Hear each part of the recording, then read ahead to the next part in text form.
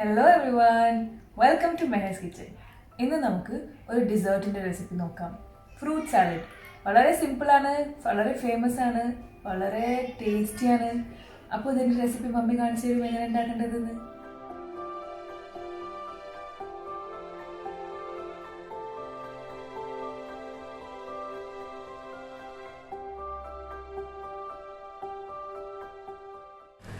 അപ്പോൾ fruit salad ഉണ്ടാക്കാൻ ആവശ്യമുള്ള ഇൻഗ്രീഡിയൻസ് എന്തെല്ലാമാണെന്ന് നോക്കാം. 1 ലിറ്റർ പാലെടുത്തിട്ടുണ്ട്. പിന്നെ അതിൽ നിന്ന് 1/2 കപ്പ് പാല് മാറ്റി വെച്ചിട്ടുണ്ട്. Custard powder കലക്കാനായിട്ടാണത്.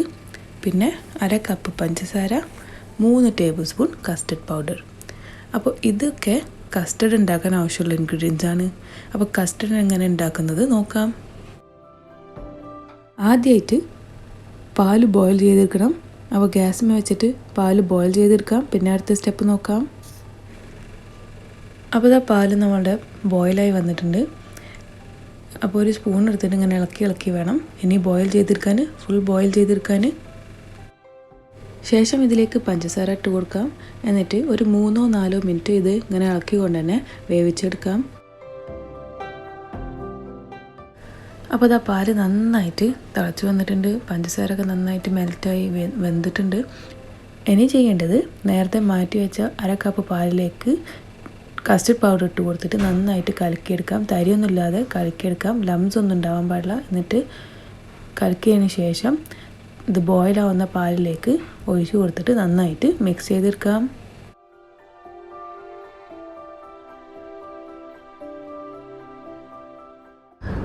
അപ്പോൾ അതാ കസ്റ്റർഡ് പൗഡർ ഒഴിച്ച് കഴിഞ്ഞിട്ട് നന്നായിട്ട് മിക്സായി വന്നിട്ടുണ്ട്. ഇനി ഇങ്ങനെ ഇളക്കിക്കൊണ്ട് തന്നെ നമുക്ക് 3-4 മിനിറ്റ് ഇത് വേവിച്ചെടുക്കണം. കസ്റ്റർഡ് പൗഡർ ഒഴിച്ചതിന് ശേഷം 3-4 മിനിറ്റ് ഇളക്കിക്കൊണ്ട് നന്നായിട്ട് കസ്റ്റർഡ് പൗഡർ വേവണ വരെ ഇത് വേവിച്ചെടുക്കാം, തിളപ്പിച്ചെടുക്കാം. മീഡിയം ഫ്ലെയിമിൽ വെച്ചിട്ട് വേണം ഇത് ചെയ്തെടുക്കാൻ. അപ്പോൾ അതാ ഒരു 4 മിനിറ്റ് ആയിട്ടുണ്ട്. 4 മിനിറ്റിന് ശേഷം കസ്റ്റർഡ് പൗഡർ എല്ലാം നന്നായിട്ട് വേവിച്ചെടുത്തിട്ടുണ്ട്. നന്നായിട്ട് തിളച്ച് വന്നിട്ടുണ്ട്. ഇങ്ങനത്തെ ഒരു കൺസിസ്റ്റൻസിയാണ് നമുക്ക് വേണ്ടത്. ഇത് തണുത്ത് കഴിഞ്ഞാൽ ഒന്നുകൂടി കട്ടിയാവും. അപ്പോൾ കൂടുതൽ കട്ടിയാവാതെ നോക്കണം തിളപ്പിക്കുമ്പോൾ. ഇനി ഇങ്ങനെ ആയിക്കഴിഞ്ഞാൽ ഗ്യാസ് ഓഫ് ചെയ്തിട്ട് ഇത് നമുക്ക് സെർവിങ് ഡിഷിലേക്ക് മാറ്റിയിട്ട് തണുപ്പിച്ചെടുക്കാം. അപ്പോൾ അതാ നമ്മൾ സെർവിങ് ട്രേയിലേക്ക് മാറ്റി വെച്ചിട്ടുണ്ട്. ഇനി ഇത് ഫ്രിഡ്ജിൽ വെച്ചിട്ട് നന്നായിട്ട് തണുപ്പിച്ചെടുക്കണം. തണുത്തതിന് ശേഷം നമുക്കിതിലേക്ക് ഫ്രൂട്ട്സ് ഇട്ടെടുക്കാം. ഇത് ഫ്രിഡ്ജിൽ വെച്ചിട്ട് നന്നായിട്ട് തണുക്കണ നേരം വരെ നമുക്ക് ഫ്രൂട്ട്സ് എല്ലാം കട്ട് ചെയ്തെടുക്കാം. അപ്പോൾ കസ്റ്റർഡ് തണുത്ത് റെഡിയാണ്. ഇനി നമുക്കിതിലേക്ക് ആവശ്യമുള്ള ഫ്രൂട്ട്സ് എടുക്കാം. ഇവിടെ ബനാന എടുത്തിട്ടുണ്ട്, പച്ചമുന്തിരിങ്ങ, കറുത്ത മുന്തിരിങ്ങ, കുറച്ച് പൈനാപ്പിൾ, ഉറുമാമ്പഴം, പിന്നെ ആപ്പിൾ എടുത്തിട്ടുണ്ട്. നിങ്ങൾക്ക് ഇഷ്ടമുള്ള ഫ്രൂട്ട്സ് ഇതിലേക്ക് ഇടാം. പിന്നെ ഇതിലേക്ക് എത്രയാണ് ആവശ്യമുള്ളത് ഇഷ്ടത്തിനനുസരിച്ച് കൂട്ടുകയോ കുറക്കുകയോ ചെയ്യാം. പിന്നെ 1/2 കപ്പ് ക്രീം എടുത്തിട്ടുണ്ട്.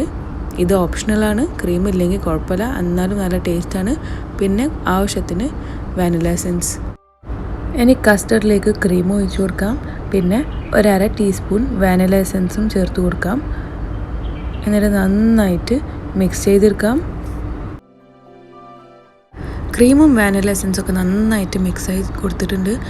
ഇനി ഇതിലേക്ക് ഫ്രൂട്ട്സ് എല്ലാം ഇട്ട് കൊടുക്കാം. എന്നിട്ട് നന്നായിട്ട് എല്ലാതും യോജിപ്പിച്ചെടുക്കാം, മിക്സ് ചെയ്തെടുക്കാം.